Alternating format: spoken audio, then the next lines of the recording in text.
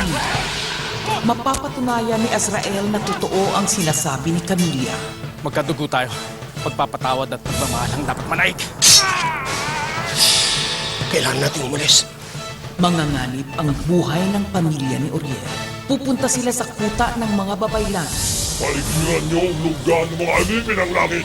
May paparating na sila! Kung kamatayan man ang maging katapusan ng araw nito, gusto kong magkakasama tayo.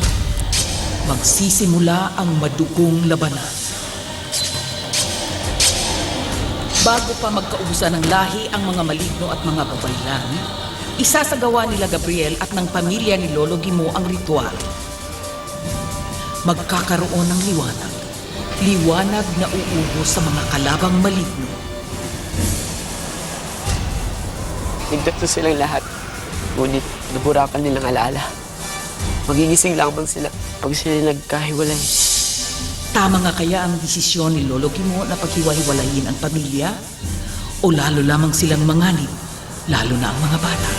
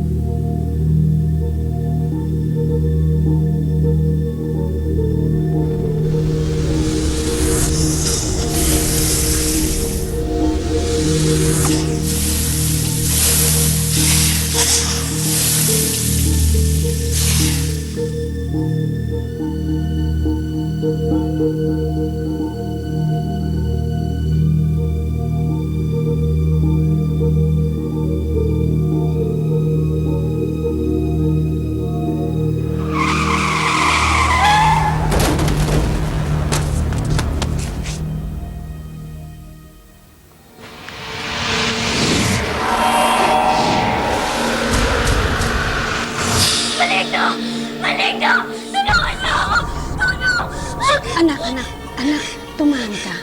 Tumahan ka. Nananaginip ka. Huwag kang matakot. Walang maligno rito. Ano po nangyari?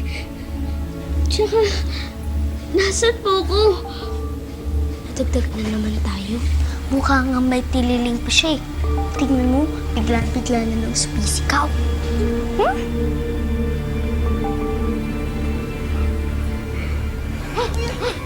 Sapul! Nasagasa ako! Ay! Brad! Brad, okay ka lang? Ha? Ano siya mangyayari, bro? Bro. Ano nangyayari sa akin? Ha? Ewan ko. Pare, huwag ka mamatay, ha? Please. Sabi ng mga sosod. Ako bahala rito. Dito. Ka. Okay.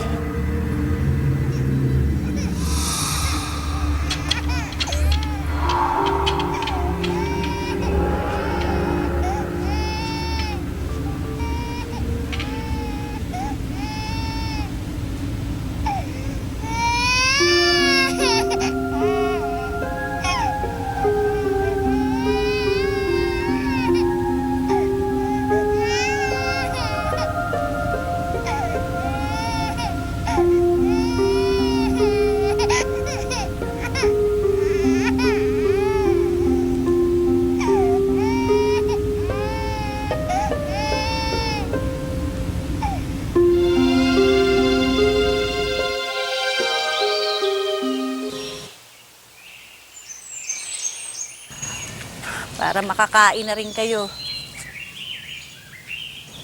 Alam ko, namimiss nyo na si Lolo.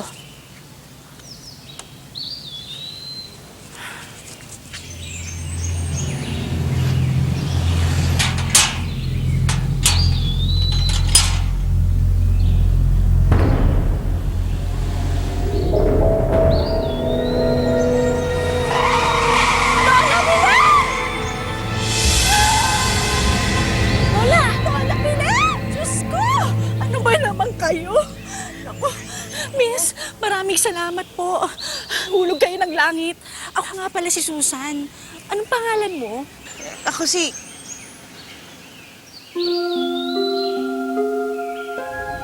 Hindi mo matandaan kung saan ka nakatira? Ano bang pangalan ng mga magulang mo? Iha, wala ka ba talagang naaalala?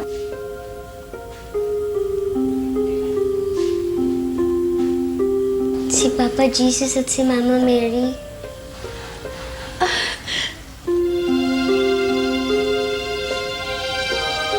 Mother, wala siyang naaalalang nakaraan at hindi rin niya naaalala ang kanyang pangalan pero kilala niya si Papa Jesus at si Mama Mary. Alam mo ba anak, marahil isa kang anghel na nahulog dito sa lugar namin.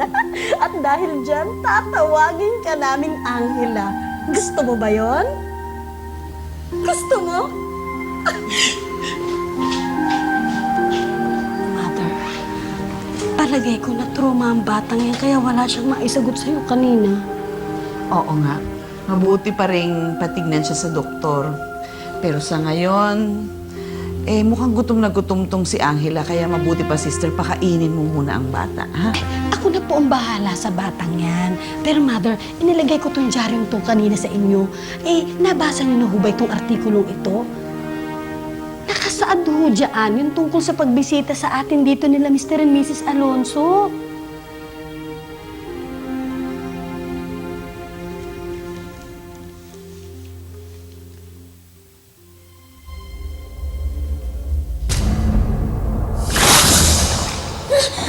Maligno! Angela? Angela? Walang maligno, walang maligno. Anak, meron po! Paparating po sila dito! Pupunta sila dito! Hindi, wala namang maligno. Huwag niyo po nalaman! Ay, huwag niyo po! Mother, ibaba niyo po't natatakot siya dyan sa dyaryong hawak niyo. Angela, mababait sila Mr. and Mrs. Alonso. Hindi po! Masasama po sila! Mga maligno po sila! Makinig po kayo sa akin! Totoo po yung mga sinasabi ko! Alam mo, sa totoo, mahirap magtiwala sa taong di mo kilala sa panahon ngayon. Ngayon, nasa sayo na lang niya kung lolokohin mo ko. Abe, wala kang mapapala. Hamak na katiwala lang ako dito sa Home for the Aged. Oo, naiintindihan kita. Pero hindi ko talaga alam kung anong pangalan ko. Kung sino ako. Hindi ko nga alam kung paano ako napadpad sa lugar na to eh. Wala ka ba talagang maalala? Kahit yung paligid mo. Yung kotse, itong mga puno, ang Diyos.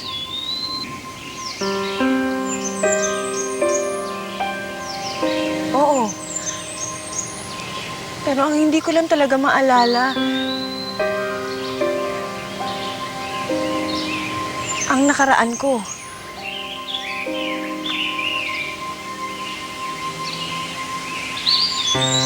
Puro ka nga sugat. Na-aksidente ka siguro. Baka nga tumama pa ang ulo mo. Dadali na lang kita sa center para maipagamot na natin yan.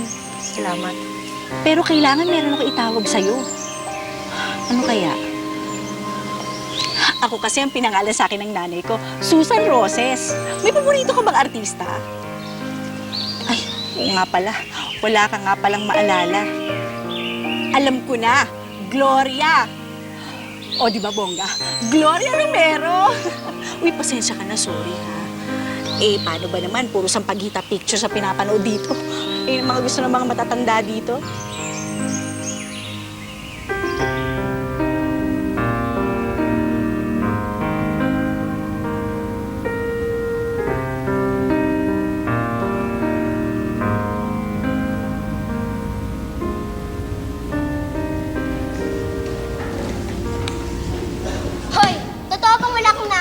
Tsaka nakakakita ka ng mga maligno? Di bagay sa'yo yung pangalan na Angela. Dapat tatawag sa'yo, Luka-Luka.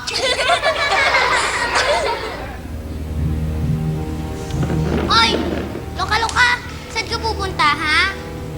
Wala ka bandila? Hindi ka ba marunong magsalita, ha? Aray! Hindi na naman pala eh. Walang maligdo dito, kaya hindi ka dapat dun matakot. Dapat sa amin.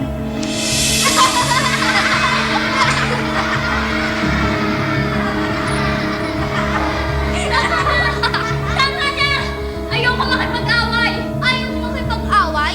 Pwes kami, gusto namin.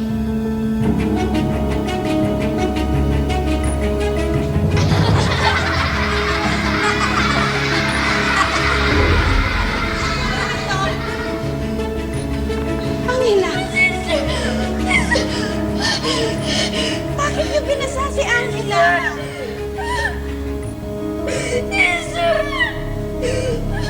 Tahan.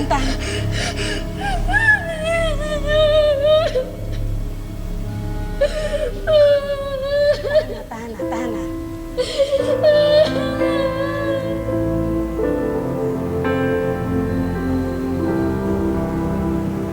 Brad.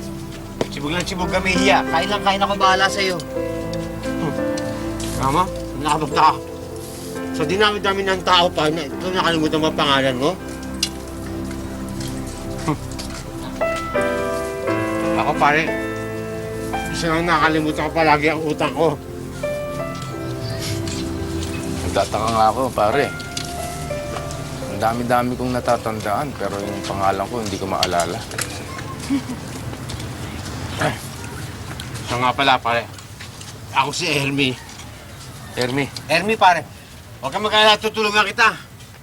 Dali lang ha? salamat, Hermie. Ano ba pangalan ng mga pogi? William kaya? Albert? Anthony? Hindi naman kaya Ariel? Ariel? Tama ako, nahula ako, tsaba. Si Ariel ka nga. Sabi ko na nga ba laki na ng pamilya ng mga manghuhula. Ang lola ko maghuhula, kaya po pare.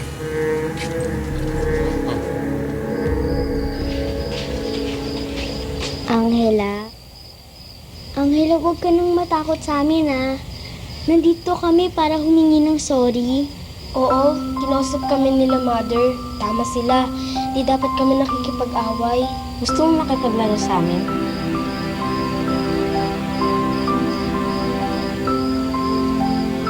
Pwede ba? Oo naman. Pwede. Di ka? Kapi na tayo. Kina... Ha? Kina tayo. Sige.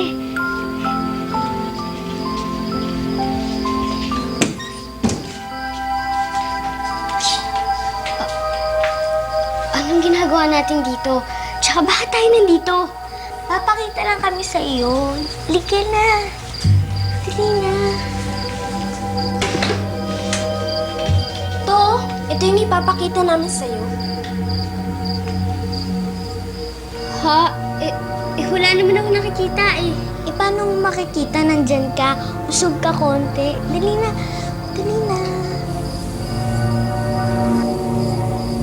Aray! Hoy! Ano gagawin niyo sa akin? Ano gagawin niyo? Baka manadya ka dito! Diyan ka na! Sana samahan ka dyan ng maligno. Luka-luka. Huwag niyo ko iwan! Baka manadya ka! Iwanan na natin yan. Ayoko maiwan dito. Ay, huwag niyo naman ako iwan.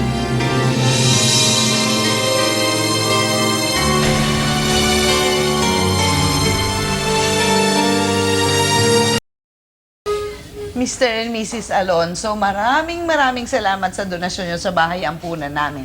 Napakaraming bata ang matutuwa dito. It's always a pleasure. It's nice to see the kids so happy.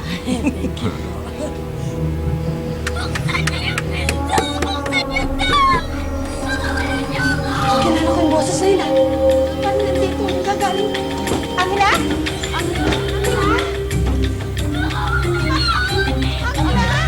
Angela, sandali! Oh! Angela! Ano nangyari sa'yo? Sino kumuha sa'yo nito? Angela! Kawawa naman ang batang ito. Who did this to her?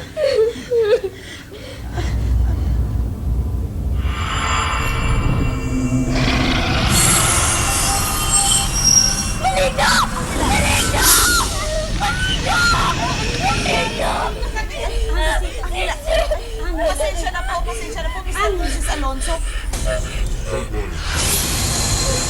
Pasensya na po. Si Mr. and Mrs. Alonso, mababait sila. Silang tumutulong sa atin sa bahay apunan. Hindi po sila mababait. Sister, mag-iingat kayo. Baka maligod sila. Ay, hindi na maganda yung sinasabi mo. Pasensya na po kayo, Mr. and Mrs. Alonso. Baka po na-trauma lang yung bata. Don't worry. We know that it's just her wild imagination. Hindi ba, Angela?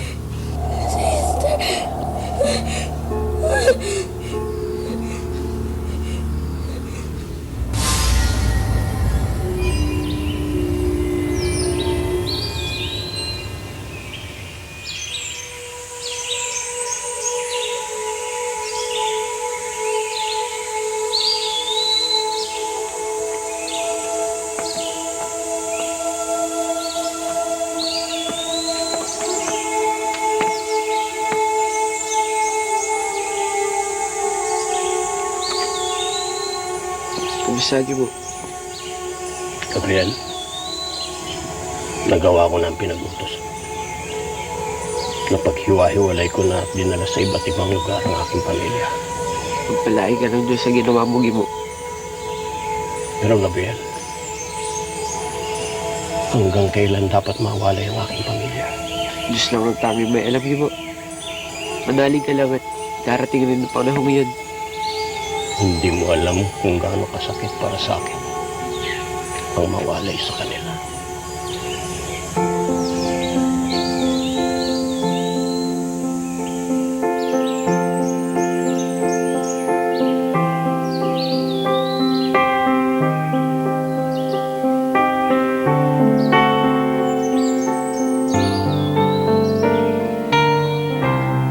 Kaya hindi mo ako masisisi kung hanggang ngayon ay palihim ko pa rin silang dinadalaw.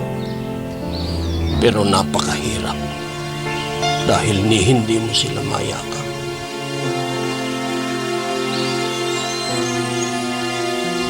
Hindi mo masabi ang mga sagot sa maraming tanong na tumatakbo sa mga isipan nila.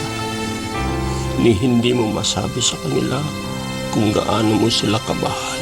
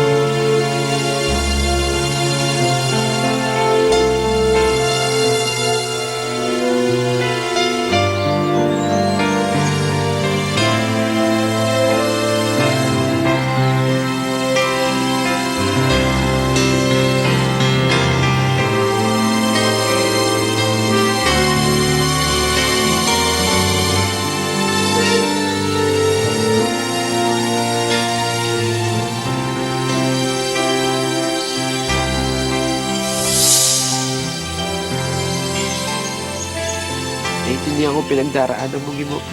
Dahil tulad mo, durugo rin ang puso ko. Dahil sa pagtulong at pagmamalasakit ko sa katauhan, nawala ang aking paningin. Nawala rin ang aking mga pakpak at naging isang mortal. Pero hindi nabukasan ang pananampalataya ko sa pong may kapal. Gabriel, kailangan kong kunin uli si Cassandra. Kung siya mismo hindi niya maintindihan ang kanyang kapangyarihang taglay, lalo na ang ibang tao, baka mapahamak siya. Pero Gimo, Gabriel, hindi ko naman pagsasamahin ng magkakapatid. Si Cassandra lang ang kukunin ko.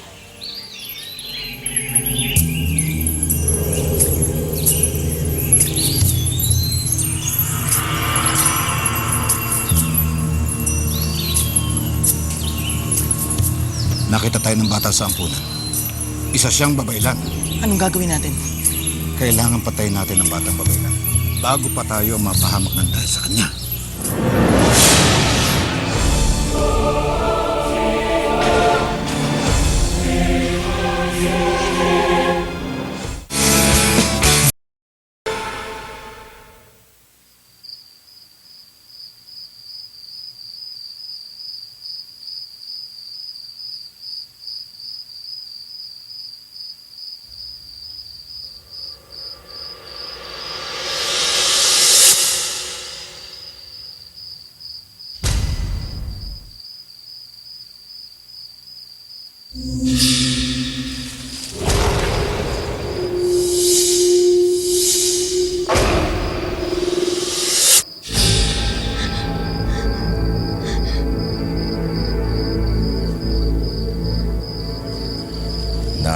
ko na ang dugo ng babaylan.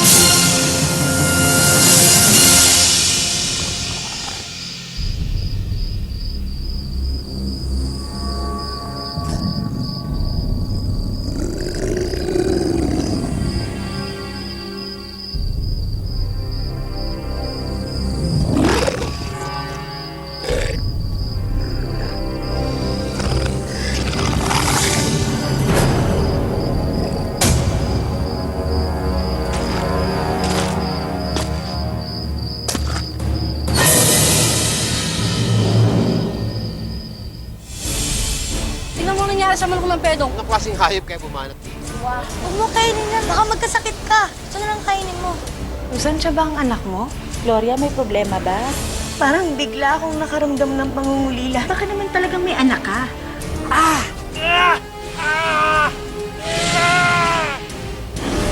Kasi hinahanap ko yung apo ko. Ito yung litrato niya. Ito yung batang pumustin dito. Saan pumunta? Gusto kitang tulungan. Isasama kita doon sa bahay ko. Maraming pagkain.